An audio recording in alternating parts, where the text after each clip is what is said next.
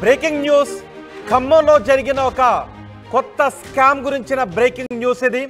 నకిలీ బంగారు ఆభరణాలు బ్యాంకుల్లో తనఖాలు పెట్టి కోట్ల రూపాయలు రుణాలను పొందారు దుండగులు. ఈ విషయాన్ని ఆలస్యంగా గుర్తించారు బ్యాంక్ అధికారులు. చాలా కాలం క్రితం బంగారు ఆభరణాలు, నకిలీ బంగారు ఆభరణాలు, నిజానికి ఏదో ఒక లోహానికి బంగారు పూత పూసి అవే బంగారు ఆభరణాలుగా చెప్పి ఖమ్మం జిల్లాలో బ్యాంకుల దగ్గరకు వెళ్ళి లోన్లను తీసుకున్నారు. అయితే చాలా కాలం నుంచి ఆ బంగారు ఆభరణాలను లోన్ పెట్టిన వాళ్ళు విడిపించుకొని వెళ్ళకపోవడంతో వాళ్ళకు నోటీసులు జారీ చేశారు. వాటిని విడిపించుకొని వెళ్ళాలి అని కోరారు. అయినప్పటికీ వాళ్ళు దాన్ని పట్టించుకోకపోవడంతో అనుమానం వచ్చిన బ్యాంక్ సిబ్బంది పరిశీలిస్తే అవి నకిలీ బంగారు ఆభరణాలుగా తెలిసినట్టుగా తెలుస్తోంది. విషయాన్ని ఆలస్యంగా గుర్తించారు బ్యాంక్ అధికారులు.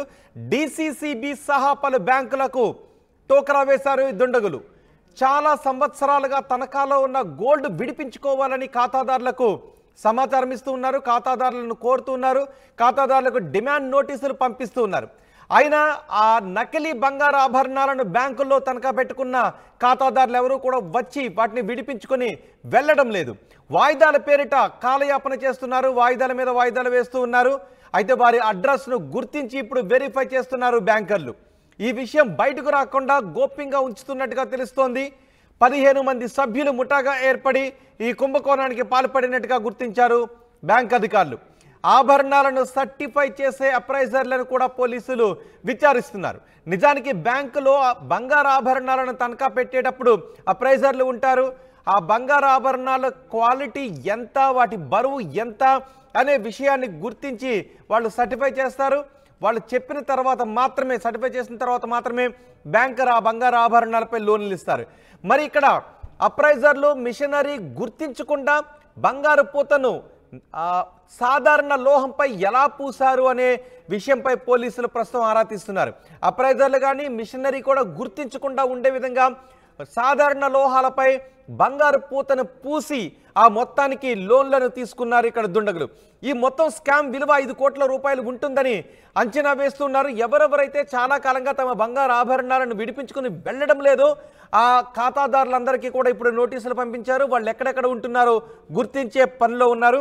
అంతేకాదు సర్టిఫై చేసిన నకిలీ బంగారు ఆభరణాలకు సర్టిఫై చేసిన అప్రైజర్లను కూడా పోలీసులు ప్రస్తుతం విచారిస్తున్నారు.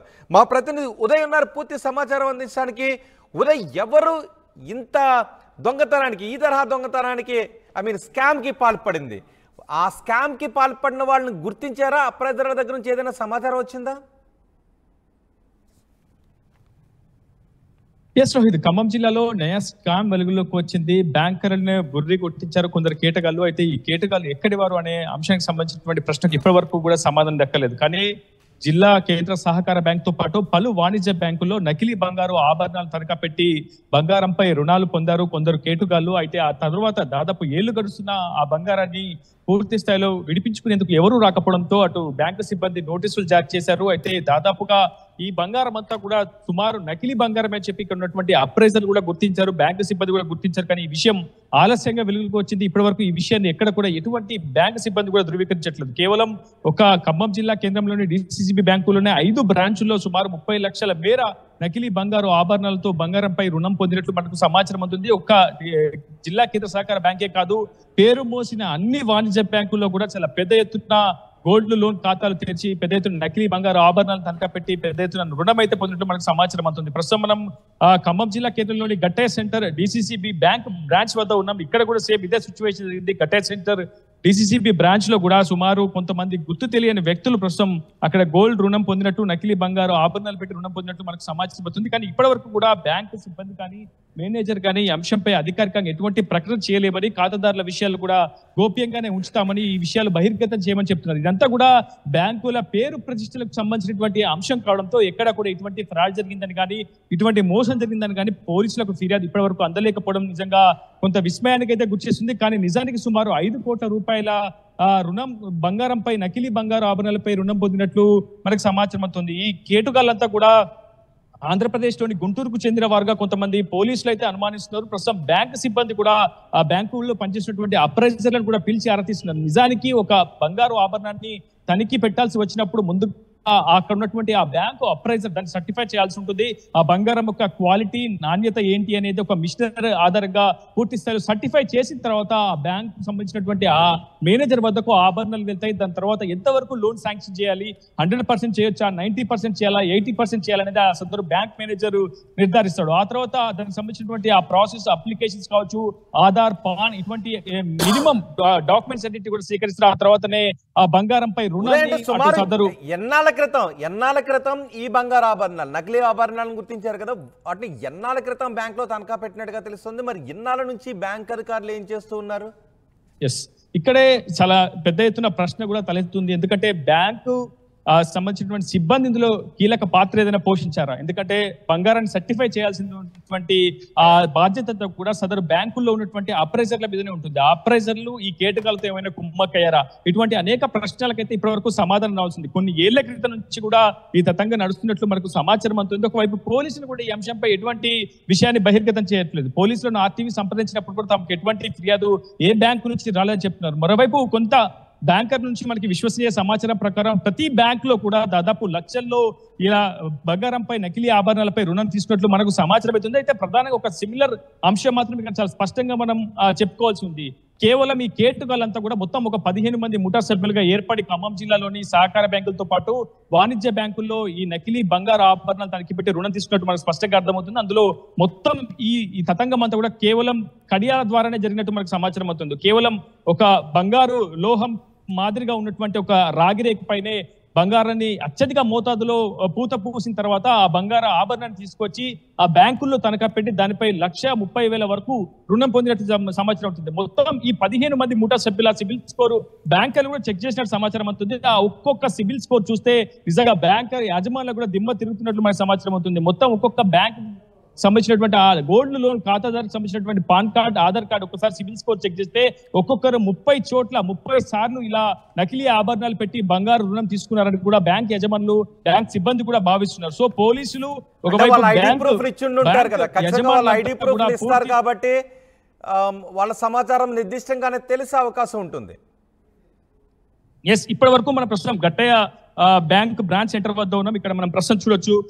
బ్యాంక్ లోకి వెళ్లే ప్రయత్నం కూడా చేస్తున్నాం. మనం వస్తున్నామన్న విషయంతో ఈ బ్యాంక్ కూడా డోర్ వేయడం జరిగింది. ఎందుకంటే మనం ముందస్తుగానే మేనేజర్ సంప్రదించాం, అసలు ఏం జరుగుతుంది, గోల్డ్ లోన్ ఫ్రాడ్ కి సంబంధించి ఏమైనా డేటాను మీరు ఆర్టీవీకి ఇవ్వగలరని మనం మేనేజర్ కూడా ప్రశ్నించినప్పుడు ఇదంతా కూడా హెడ్ క్వార్టర్స్ లోనే జరుగుతుంది, మీకు ఏ సమాచారం కావాలన్నా హెడ్ క్వార్టర్స్ లోనే సంప్రదించాలి, మా దగ్గర ఎటువంటి సమాచారం ఉండదు, ఏ గోల్డ్ ఖాతాదారుడు సమాచారం ఉంటేనా మేము బహిర్గతం చేయము, అది గోప్యంగానే ఉంచుతామని చెప్పి అది మా బ్యాంక్ కండిషన్స్ అని చెప్పి కొన్నటువంటి స్థానిక మేనేజర్ కూడా చెప్తున్నారు. ప్రస్తుతం గోల్డ్ సంబంధించినటువంటి అంశంపై మనం కూడా నిన్నటి నుంచి కూడా వరుస కథనాలు కూడా ప్రసారం చేసే ప్రయత్నం చేస్తున్నాం. కానీ సంబంధించినటువంటి అంశాన్ని ఎక్కడ కూడా అధికారికంగా ఎవరు కూడా వెల్లడించిన సిచ్యువేషన్ ఉంది. ప్రస్తుతం మన మేనేజర్ తో కూడా మాట్లాడించే ప్రయత్నం చేద్దాం. అమ్మా, ఇక్కడ గోల్డ్ లోన్ సంబంధించి ఫ్రాడ్ మీద పెద్ద ఎత్తున చర్చ జరుగుతుంది, అసలు మీకు ఎటువంటి సమాచారం? సార్, మీరు నన్ను ముందు పర్మిషన్ అడగాలి కదండి. మీరు మీ అంతటి నేను అక్కడ వేసాను గ్రిల్లు, ఎట్లా లోపలికి వస్తారు చెప్పండి. నిజంగా మీ దగ్గర నకిలీ ఆభరణాలతోటి గోల్డ్ లోన్ తీసుకున్నారా, మీరు గుర్తించారు? నేను అక్కడ గ్రిల్ వేసాను కదా, మీరు నన్ను ముందు పర్మిషన్ అడగాలి కదండి. లైవ్ నడుస్తుంది. మీకేమైనా ఉంటే హెడ్ ఆఫీస్కి వెళ్ళి మాట్లాడండి, ఇక్కడ ఏం చెప్పరు. మీరు ఏమైనా గుర్తించారు? అసలు మీకు ఏమైనా సమాచారం ఉందా లేదా? అసలు మీరు ముందు ఆఫ్ చేయండి అండి, నేను చెప్తా.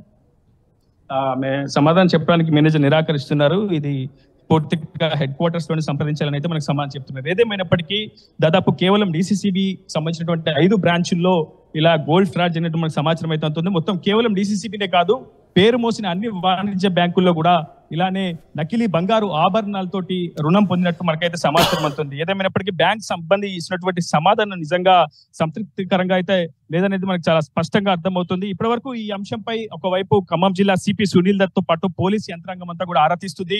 ఈ 15 మంది ముఠా సభ్యులు ఎక్కడి వారు, వాళ్ళు ఎక్కడి నుంచి వచ్చారు, అసలు ఎందుకు ఈ తతంగానికి తెరలేపారు, ఎప్పటి నుంచి ఈ తతంగాన్ని నడిపిస్తున్న అంశంపై పోలీసులు కూడా బ్యాంక్ అధికారులు సమాచారం పోలీసులు ఏమన్నా చెప్తున్నారా? పోలీసులు ఎటువంటి సెక్షన్ల కింద నమోదు చేశారు? పోలీసులు ఎవరిపైన అనుమానాన్ని వ్యక్తం చేస్తున్నారు? పోలీసుని ఆర్టీవీ సంప్రదించడం జరిగింది, కానీ పోలీసులకు ఇప్పటివరకు ఎటువంటి ఫిర్యాదు రాలేదు. ఇది బ్యాంకర్ల నుంచి వస్తే తప్ప తాము ఎటువంటి యాక్షన్ తీసుకోలేమని పోలీసులు చెప్తున్నారు. కానీ గోప్యంగా మాత్రం ఈ అంశంపై పూర్తి స్థాయిలో సమగ్ర విచారణ చెప్తున్నారు. ఇప్పటికే ఈ తరహా ఈ స్కామ్ పై పూర్తి స్థాయిలో అన్ని బ్యాంకులు కూడా మేనేజర్లు కూడా పూర్తి స్థాయిలో ఉన్నతాధికారులతో భేటీ అయ్యారు.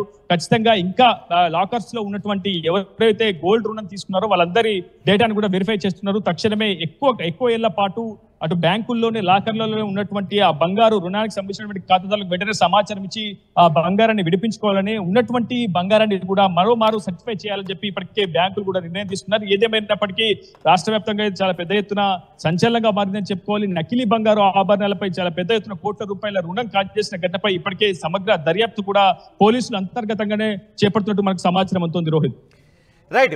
అంటే ఎటువంటి లోహం పైన బంగారు పూతను పూసారు? బంగారు పూతను పూయటానికి ఉపయోగించిన లోహం ఏంటనేదైనా తెలిసిందా?